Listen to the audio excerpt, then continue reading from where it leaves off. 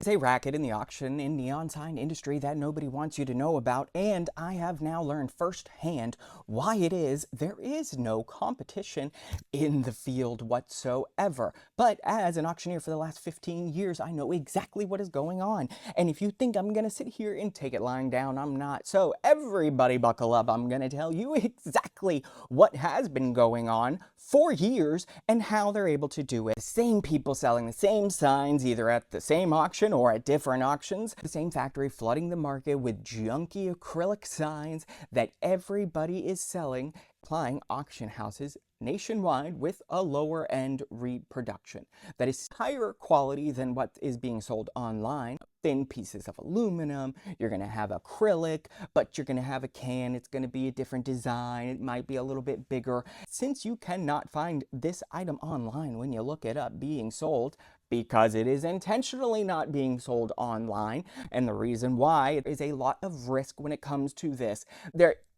It's mostly glass. There's a lot of breakage, so there are issues, not to mention shipping is incredibly expensive as you have to go via freight. If you're in California and I'm in Florida, it's going to cost a lot of money. And the supplier, the seller, the manufacturer is still on the hook and liable to ensure that the product arrives safely and in a good condition and that they are satisfied with the product.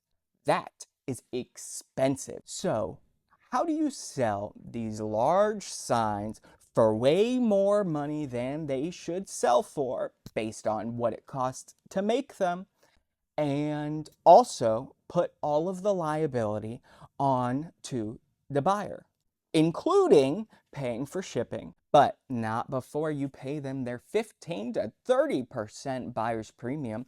Now, don't get me wrong, there are absolutely some very reputable auctions. It is the avenue of which is being done, and I'm going to tell you why. An auction, it is your responsibility to know what you are bidding on, but there are plenty of instances and situations and deceptive techniques that don't fully allow the buyer the opportunity to know exactly what it is that they're buying. They go based off of the reputation of the auction house, the look of the item, the rarity of the item, can they find it online, and they can't.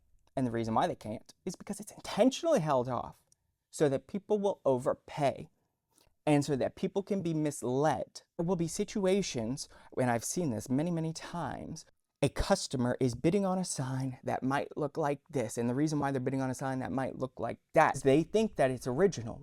We tell you exactly what it is. At an auction, you may find an asterisk, and that asterisk is supposed to mean it is a modern reproduction. Now, if you don't know what that asterisk means, or you just don't see it, it is going to be your responsibility. That is the way auctions work. As long as somebody can point to, hey, we did this, hey, we did that, you are gonna get screwed. That amazing deal people think they got ends up being a very expensive lesson. The amount of times that I have seen somebody pay X for an item in an auction and then get charged 2 times what they paid at the auction for shipping, but that will also be your responsibility. I knew that it could be done better. I watched my father build a business reproducing antique frames, art, mirrors, to become one of the largest importers and manufacturers of bronze and marble artwork, contracts and relationships with Costco, Rooms to Go, and Home Goods, Bob's Furniture. I do not have outside investors. I am not a rich man. I have done everything from scratch and learned how to do, able to deliver a product that it's just gorgeous. I'm so proud of it. I really, truly am. And it is at a price that is just unbeatable. Think of the drastic difference between those two worlds. Free shipping and a lifetime warranty. And you're guaranteed to love it with free returns. I mean, how? But because of these relentless, coordinated social media attacks, it has hurt us so badly. But how do you compete with somebody of that size who's run an entire industry forever when you started your business with $400?